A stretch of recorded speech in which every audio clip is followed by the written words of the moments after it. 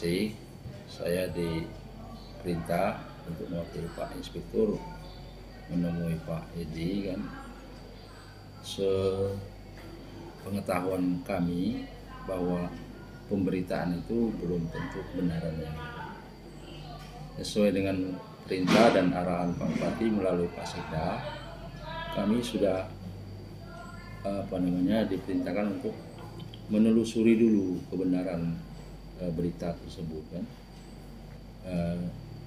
Menurut Pak Sekda, setelah kita telusuri, apabila tidak ada bukti dan saksi lain segala macam, berarti berita itu adalah hoax atau tidak benar kan? Ya, tidak benar. Kami, kewajiban kami dari Inspektorat ini melalui auditor kami selusuri dulu itu kan. Mudah-mudahan berita itu hanya sekedar pemberitaan yang belum pasti kebenarannya. Saya diperintah mewakili Pak Inspektur untuk menemui Pak Edi. Sepengetahuan kami, berita itu belum tentu kebenarannya. Sesuai perintah Pak Bupati, melalui Pak Sekda, kami sudah diperintah menyelusuri kebenarannya. Menurut Pak Sekda, setelah kita selusuri, apabila tidak ada bukti dan saksi lain, segala macam, berarti berita itu hoaks atau tidak benar.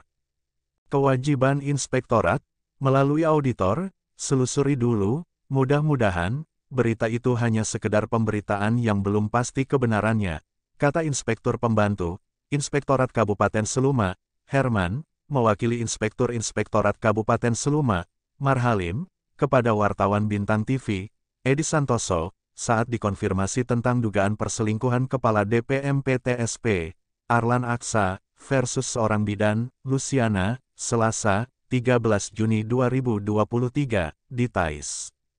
Sebelumnya, beberapa pejabat dan ASN, di lingkungan Pemkab Seluma, serta tokoh masyarakat setempat, saat diminta tanggapan tim wartawan Bintang TV, di beberapa tempat berbeda, Sabtu dan Minggu, 10 dan 11 Juni 2023, juga terkait tragedi Arlan Aksa versus Luciana, yang kabarnya meski sudah lama berpisah dengan suami, tetapi statusnya masih istri sah, karena belum pernah bercerai di pengadilan agama, berpendapat.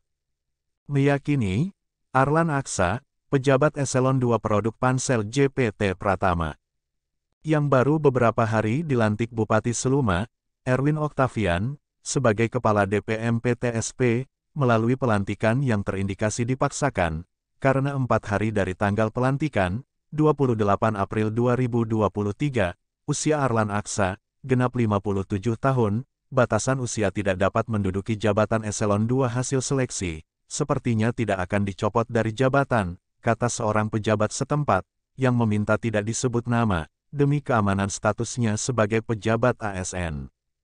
Meski dugaan perbuatan aibnya ramai menjadi topik pembicaraan, bukan saja di internal pejabat dan ASN, tetapi di kalangan masyarakat.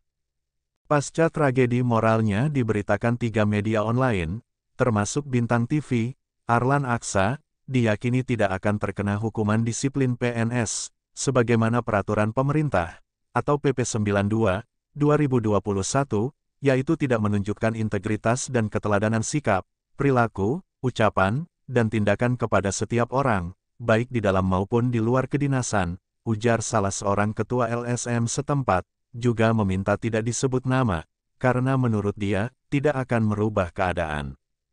Mayoritas pejabat, mayoritas ASN, termasuk sebagian masyarakat, atau paling tidak beberapa tokoh masyarakat, terutama yang tinggal di kawasan kota TAIS dan sekitar, tahu siapa Arlan Aksa.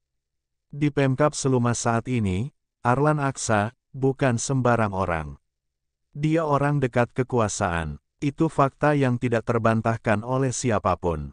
Jadi percuma berteriak-teriak, termasuk melapor ke KASN, atau Komisi Aparatur Sipil Negara, tambah Sekretaris LSM Pelangi, Erlan.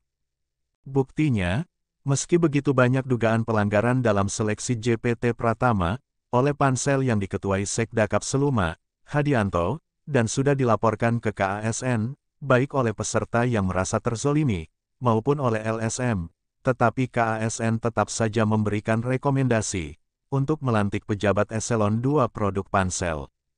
Kita tidak tahu, ada apa sebenarnya antara KASN dengan Pemkab Seluma, jelasnya. Menjawab pertanyaan, apakah tidak berdayanya KASN, ada korelasinya dengan ketentuan Pansel, sebagaimana tertuang dalam pengumuman hasil akhir seleksi, yang ditandatangani Sekdakap Seluma, Hadianto, sebagai ketua, bahwa keputusan Pansel bersifat final, dan tidak dapat diganggu-gugat.